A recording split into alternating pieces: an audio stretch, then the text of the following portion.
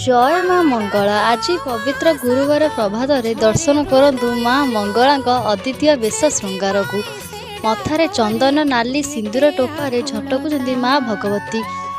କର୍ଣ୍ଣରେ କୁଣ୍ଡଳ, ଶିରରେ ରୂପାର ବେଲପତ୍ର, ନାସିକାରେ ଝୁମୁକା, ପାଦରେ ବାଜୁରୀ ନୂପୁର ସହ ନାନା ପ୍ରକାର ଆଭୂଷଣରେ ଦର୍ଶନ ଦେଉଛନ୍ତି କୃପାମୟୀ ମା।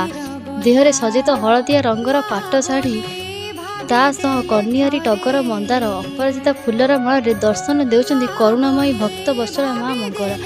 ତୋର ଦର୍ଶନ କରି ସମସ୍ତଙ୍କ ଦିନ ମଙ୍ଗଳମୟ ହେଉ। ଜୟ ମା ମଙ୍ଗଳା।